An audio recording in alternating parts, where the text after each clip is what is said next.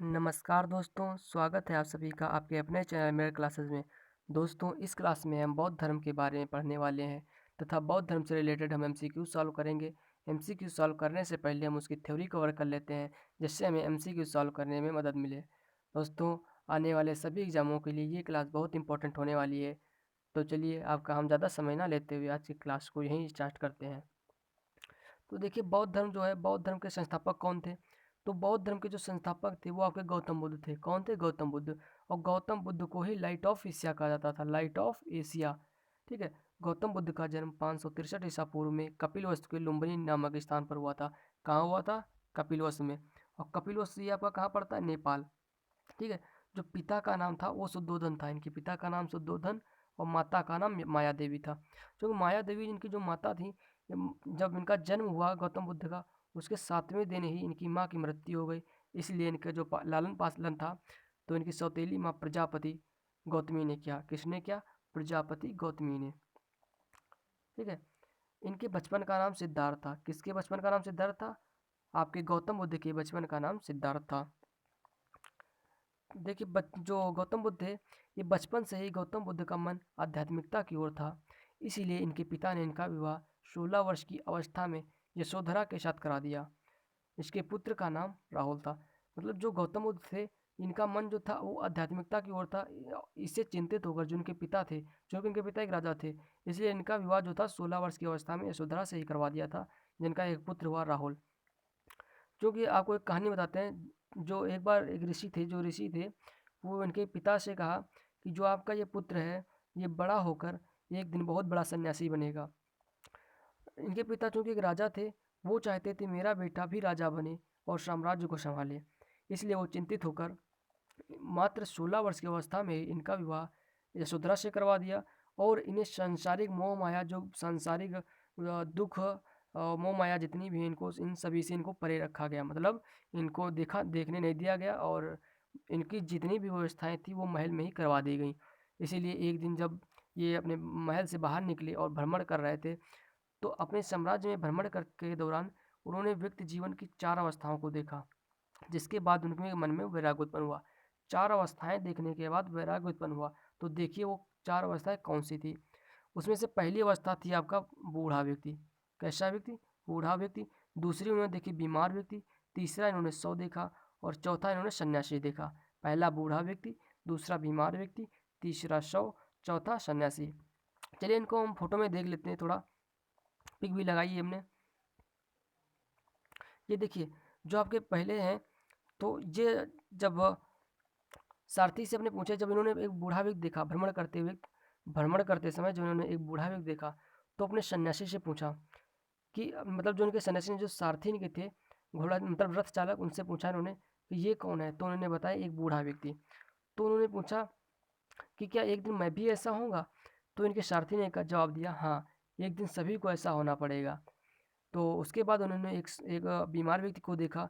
फिर उसके बाद उन्होंने एक शव को देखा, जैसे 4 लोग कंधे दे रहे थे। तो इन्होंने फिर से अपने सारथी से सवाल पूछा कि ये क्या है? तो उन्होंने बताया कि ये एक मरा हुआ इंसान है। तो इन्होंने पूछा कि आए क्या एक दिन मैं भी मरूंगा? तो उनके सारथी ने फिर से जवाब दिया कि हाँ, एक दिन सभी को मरना है, क्योंकि यहाँ पर जहाँ जो भी जन्म लेता है उसकी मृत्यु निश्चित है। फिर चौथा इन्होंने देखा, उन्हें चौथी अवस्था जो देखी थी, वो देखी थी एक मतलब जो समाधि में लीन थे, मतलब भगवान की आराधना में लीन थे, उनको इन्होंने देखा, एक सन्यासी को। तो सन्यासी को देखने के बाद फिर उन्होंने अपने सारथी से सवाल पूछा कि क्या ये क्या है? तो इन्होंने कहा ये एक सन्यासी हैं जो भगवान की आराधना में लीन है, जिससे इन्हें जो सांसारिक मतलब जो दुख संकट है, उन्हें उनसे इनको छुटकारा मिल सके। तो ऐसी अवस्थाएं देखने के बाद जो आपके गौतम होते हैं, उनको वैराग्य प्राप्त हुआ, जो कि इनकी भविष्यवाणी पहले ही ऋषि ने इनके पिता से कर दी थी। तो इसके बाद इनको वैराग्य प्राप्त हुआ। फिर देखते हैं, जैसे सांसारिक समस्याओं से व्यथित होकर सिद्धार्थ ने 29 वर्ष की अवस्था में गृह त्याग किया। कितनी वर्ष की अवस्था में? 29 वर्ष की अवस्था में। तो उनकी जो गृह त्याग की जो घटना थी, गौतम बुद्ध के गृह त्याग की जो घटना थी, वो महाभिनिष्क्रमण कहलाती है। क्या कहलाती है? महाभिनिष्क्रमण। ये पॉइंट आप नोट कर लेना, महाभिनिष्क्रमण। ज्ञान की खोज में बुद्ध इधर उधर भटकते रहे। फिर इन्हें अलार कलाम मिले, जो इनके पहले गुरु बने। कौन मिला? अनार कलाम। इन्होंने अनार कलाम से सांख्य दर्शन की शिक्षा ली। किसकी शिक्षा ली? सांख्य दर्शन की। इसके बाद महात्मा बुद्ध ने अपने 5 मित्रों के साथ सारनाथ के वन में लगभग कई वर्षों तक कठोर तपस्या की। इसके बाद महात्मा बुद्ध ज्ञान की प्राप्ति के लिए गया चले गए। कहाँ चले गए? गया चले गए। गया कहाँ पड़ता है आपका? बिहार में। ठीक है। तो गया जाने के बाद इन्होंने कठिन तपस्या के बाद 35 वर्ष की आयु में वैशाख पूर्णिमा की रात, कौन सी रात? वैशाख पूर्णिमा की रात निरंजना नदी के किनारे पीपल वृक्ष के नीचे सिद्धार्थ को ज्ञान प्राप्त हुआ। किस वृक्ष के नीचे? पीपल वृक्ष के नीचे। कौन सी नदी थी? निरंजना नदी। तो ये पॉइंट आप याद रखना। आप जैन जो आपके मतलब जो गौतम बुद्ध थे, इन्होंने निरंजना नदी के किनारे पीपल वृक्ष के नीचे से ज्ञान प्राप्त किया था। ठीक है, ये पॉइंट आप नोट कर लेना। ज्ञान प्राप्ति के बाद सिद्धार्थ बुद्ध के नाम से जाने गए। किस नाम से? बुद्ध के नाम से। और वह स्थान बोधगया कहलाया। जहाँ इन्होंने ज्ञान प्राप्त हुआ वह स्थान बोधगया कहलाया। बोधगया बिहार में पड़ता है। बुद्ध ने अपना प्रथम उपदेश सारनाथ से दिया। कहाँ से दिया? सारनाथ से, जिसे बौद्ध ग्रंथों में धर्म चक्र प्रवर्तन कहा गया। जो इनका प्रथम मतलब जो उपदेश दिया गया, उस उपदेश देना ही इनका प्रथम उपदेश जो था उसे धम्म चक्र प्रवर्तन कहते हैं। और जो गृह त्याग की घटना थी वो महाभिनिष्क्रमण कहलाती। कौन सी? महाभिनिष्क्रमण। और उन्होंने यह उपदेश पाली भाषा में दिया। किस भाषा में दिया? पाली भाषा में। बुद्ध ने अपने सर्वाधिक उपदेश कौशल देश की राजधानी श्रावस्ती से दिए। कहाँ से दी? कौशल देश की राजधानी श्रावस्ती से। अधिकांश जो उपदेश थे यहाँ से दिए इन्होंने। ठीक है। फिर महात्मा बुद्ध ने 4 सत्य कथन कहे। महात्मा बुद्ध ने कौन से कथन कहे? 4 सत्य। पहला था इनका कथन, संसार दुखों से भरा है। किससे भरा है? दुखों से। हर दुख का कोई ना कोई कारण है। सभी दुखों का सबसे बड़ा कारण इच्छा है। इस इच्छा पर नियंत्रण पाया जा सकता है। तो आप सभी को पता होगा, क्यों आपने भी अपनी लाइफ में ये देखा होगा, संसार दुखों से भरा है। वो तो सभी देखते हैं। हर दुख का कोई ना कोई कारण होता है, क्योंकि बिना कारण कोई दुख नहीं होता। सभी दुखों का सबसे बड़ा कारण इच्छा है, क्योंकि आपकी इच्छा है जहाँ तक दौड़ती है वही दुख का कारण है। इस इच्छा पर नियंत्रण पाया जा सकता है। तो जो आपकी इच्छा है उस पर नियंत्रण भी पाया जा सकता है। तो बौद्ध धर्म के तीर जो बौद्ध धर्म थे उसके 3 रत्न भी थी, जिसे त्रिरत्न कहा गया। बौद्ध धर्म के 3 रत्न कौन से हैं ये देख लीजिए। बौद्ध धर्म का पहला त्रिरत्न है बुद्ध संघ धम्म। कौन से? बुद्ध संघ धर्म, बुद्ध संघ धर्म, बुद्ध संघ धम्म। ठीक है, ये आप ऐसे याद रख सकते हैं। चलिए नेक्स्ट देख लेते हैं क्या है। तो महात्मा बुद्ध के प्रमुख अनुयायी थे। तो महात्मा बुद्ध के अनुयायी भी हुए। तो प्रमुख अनुयायी जो है वो बिंबिसार है। कौन है? बिंबिसार, प्रसेनजीत, उदयीन। उदयीन बुद्ध के अनुयायी 2 भागों में विभाजित थे। उदयीन मतलब जो बिंबिसार के जो अनुयायी थे, प्रमुख थे, वो बिंबिसार थे। प्रसेनजीत, उदयीन। बुद्ध के अनुयायी 2 भागों में विभाजित हो गए। एक भिक्षुक, एक उपासक। कौन से? एक भिक्षुक और दूसरे उपासक में। एक भिक्षुक, दूसरे उपासक। तो भिक्षुक जो थे वो बौद्ध धर्म का प्रचार करने के लिए संन्यास ग्रहण किया। बौद्ध धर्म के प्रचार के लिए संन्यास ग्रहण किया। और जो आपके उपासक थे वो गृहस्थ जीवन व्यतीत करते हुए बौद्ध धर्म अपनाया। तो गृहस्थ जीवन करने के लिए बौद्ध धर्म अपनाया। बौद्ध धर्म में सम्मिलित होने के लिए न्यूनतम आयु सीमा 15 वर्ष थी। तो बौद्ध संघ में सम्मिलित होने के लिए न्यूनतम आयु सीमा क्या थी? आपका एक संघ भी बनाया गया बौद्ध संघ, जिसमें शामिल होने के लिए आपकी न्यूनतम आयु सीमा जो होना चाहिए वो 15 वर्ष थी। ठीक है। बुद्ध के जीवन से संबंधित बौद्ध धर्म के प्रतीक। तो बौद्ध धर्म के प्रतीक देख लीजिए जो बौद्ध धर्म से रिलेटेड है। तो जन्म का जो प्रतीक है वो कमल एवं सांड है। तो जन्म का जो प्रतीक वो कमल और सांड है। गृह त्याग का घोड़ा है। ज्ञान का पीपल बोधि वृक्ष। बोधि वृक्ष ज्ञान कहाँ? बोधि वृक्ष इन्होंने, क्योंकि पीपल वृक्ष के नीचे बोध गया, जहाँ इन्होंने मतलब जो बोध गौतम बुद्ध थे जहाँ इन्होंने ज्ञान प्राप्त किया वो बोध गया बिहार में है। बोध गया स्थान कहलाया। और पीपल वृक्ष के नीचे निरंजना नदी के तट पर पीपल वृक्ष के नीचे इन्होंने ज्ञान प्राप्त किया। इसलिए पीपल जो ज्ञान का इनके लिए प्रतीक रखा गया वो पीपल रखा गया। निर्वाण के लिए पदचिन्ह, मृत्यु के लिए स्तूप रखा गया। क्या रखा गया? स्तूप। 80 वर्ष की अवस्था में 483 ईसा पूर्व कुशीनगर में बुद्ध का निधन हुआ, जिसे बौद्ध धर्म में महापरिनिर्वाण कहा गया। तो आपको ये याद रखना, जो इनका गृह त्याग की घटना थी वो क्या कहलाती थी? जो गृह त्याग की घटना थी वो महाभिनिष्क्रमण कहलाती थी। और जो इनके पहला उपदेश दिया था सारनाथ से वो घटना आपके कहलाती है धम्म चक्र परिवर्तन। और बौद्ध धर्म के निधन की जो घटना है वो महापरिनिर्वाण कहलाती है। ये 3 घटनाओं के नाम भी रखे गए। निधन के पश्चात बुद्ध के अस्थि अवशेषों को भारत के 8 जगहों पर स्थापित कर स्तूपों का निर्माण करवाया गया, जिसमें से सबसे बड़ा स्तूप सांची का स्तूप है। तो अस्थियों को कितनी जगह रखा गया? 8 जगह स्थापित किया गया। 8 जगह स्थापित कर वहाँ स्तूपों का निर्माण भी करवाया गया, जिसमें से बड़ा स्तूप है सांची का स्तूप। कौन सा?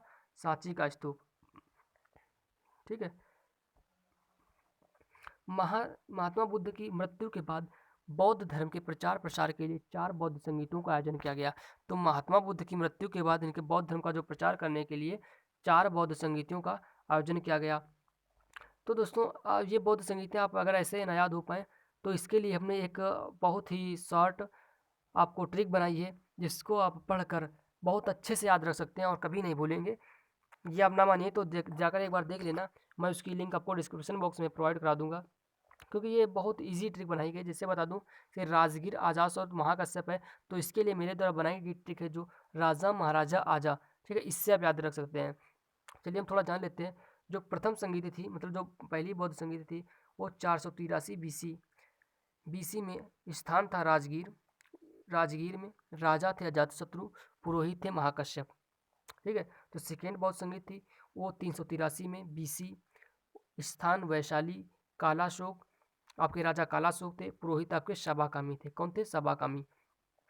तो थर्ड जो थी वो 255 बीसी में पाटलिपुत्र में, और राजा थे अशोक आपके, और पुरोहित थे मोगली पुत्र तिस्से। कौन थे? मोगली पुत्र तिस्से। जो फोर्थ आपकी बौद्ध संगीत थी वो आपकी, ठीक है, और ये कहाँ हुई थी? कुंडलवन में। कहाँ? कुंडलवन में। राजा कौन थे? कनिष्क थे। कनिष्क राजा थे।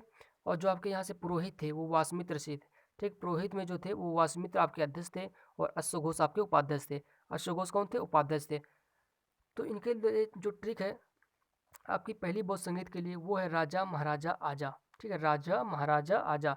और जो सेकंड बौद्ध संगीत है उसके लिए बनाया है विश्व सबका काल है। वी से बन जाता है, विश्व से बन जाता है वैशाली, सब से सबाकामी, काल से बनता है कालाशोक। ठीक है। थर्ड के लिए बनाई गई ट्रिक है पीटो गली में आशिक। कौन सी? पीटो गली में आशिक। पीटो से बन जाता है पाटलिपुत्र, गली से मोगली पुत्र से, और आशिक का मतलब अशोक बन जाता है। ठीक है। तो ऐसी ट्रिक बनाई गई है, आप देख सकते हैं। हमने आपको लिंक जो है डिस्क्रिप्शन बॉक्स में प्रोवाइड करा देंगे, वहाँ से देख लेना। चलिए हम नेक्स्ट देख लेते हैं। जो नेक्स्ट है, चौथी बौद्ध संगीत के बाद बौद्ध धर्म को 2 भागों में बांटा गया। कितने भागों में? 2 भागों में, हीनयान और महायान। हीनयान और महायान। तो हीनयान और महायान में कुछ समानता डिफरेंस देख लेते हैं। तो जो हीनयान था यह बौद्ध धर्म का प्राचीन रूप है। बौद्ध धर्म का प्राचीन रूप हीनयान है, और यह नवीन रूप है। महायान जो है नवीन रूप है। हीनयान जो है यह कठोर मार्ग है, इसके द्वारा कम लोग निर्वाण की प्राप्ति करते हैं। जो हीनयान है वो बहुत कठोर ही है, जिसके बहुत कम लोग प्राप्त वो करते हैं, मतलब जो प्राप्ति करते हैं निर्वाण की, बहुत कम लोग हैं। और जबकि महायान है या सरल मार्ग है, इसके द्वारा अधिक लोग निर्वाण की प्राप्ति कर सकते हैं। जो हीनयान आपकी है या बुद्ध को अलौकिक गुण वाला सामान्य पुरुष मानते हैं, अलौकिक गुण वाला सामान्य पुरुष। और जबकि महायान है वो भगवान बुद्ध को भगवान मानते हैं। क्या मानते हैं? भगवान मानते हैं। हीनयान या बुद्ध के प्रतीकों को पूजा करता है। कौन पूजा करता है बुद्ध के प्रतीकों की? हीनयान। हीनयान बुद्ध के प्रतीकों को पूजा करता है, या बुद्ध की मूर्ति की पूजा करता है। बुद्ध की मूर्ति की महायान। इनके ग्रंथ पाली भाषा में रचे गए। हीनयान के ग्रंथ जो है पाली भाषा में रचे गए, और महायान के संस्कृत भाषा में। महायान के संस्कृत भाषा में। ठीक है। ये कर्म एवं धर्म में विश्वास करते थे। कौन? हीनयान।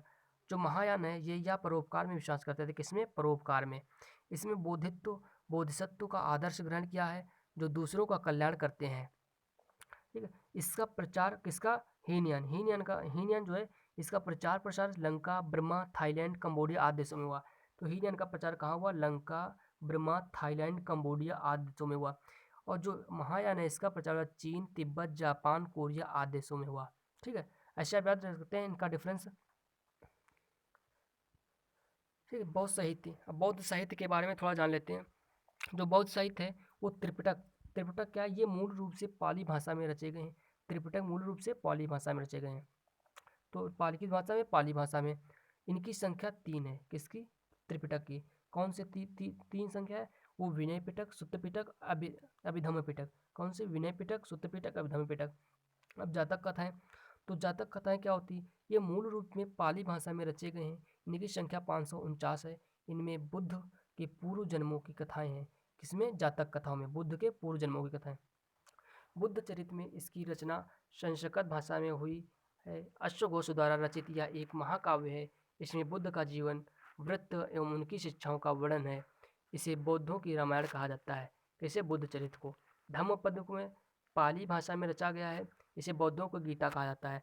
धम्मपद जो है पाली भाषा में रची गई, इसे बौद्धों की गीता कहा जाता है। ठीक है, पाली भाषा में बौद्धों की गीता कहा जाता है।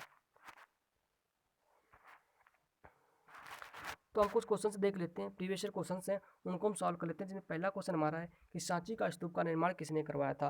तो आपको बताना है कि सांची के स्तूप का निर्माण किसने कराया था। आपका option A Akbar, option B Humayun, option C आपका अशोक, ऑप्शन डी है आपका नरसिंह। तो आपको बताना है कि बौद्ध में किसने करवाया था। तो आप जल्दी बताइए। तो आपके जो सांची का स्तूप का निर्माण कराया था वो आपके हो जाएंगे, कौन हो जाएंगे बताइए। जो आपके, सॉरी गाइस, हमने सोचा लाइव क्लास है इसीलिए आपसे पूछने लगे कि बताइए। तो सांची का स्तूप का निर्माण किसने किया था? वो आपके अशोक ने किया था। किसने किया था? अशोक ने। आपका करेक्ट आंसर हो जाएगा ऑप्शन सी, अशोक। ठीक है, ऑप्शन सी। सेकंड क्वेश्चन है, अजंता और एलोरा की गुफाएं भारत के किस शहर राज्य में स्थित हैं? अजंता और एलोरा की गुफाएं भारत के किस राज्य में स्थित हैं? तो आपकी महाराष्ट्र में, option C, Maharashtra. Next question है, कि किन्हें एशिया का प्रकाश कहा जाता है? तो एशिया का प्रकाश किया जाता है, लाइट ऑफ एशिया किसे कहा जाता है? तो गौतम बुद्ध को लाइट ऑफ एशिया कहा जाता है। अभी आपने पीछे पढ़ा, light of Asia Gautam Buddha. Gautam Buddha ने महापरिनिर्वाण कहाँ लिया था? तो बताना है कि गौतम ने महापरिनिर्वाण कहाँ लिया था। तो आपका option B is correct answer, Kushinagar. कहाँ से? कुशीनगर।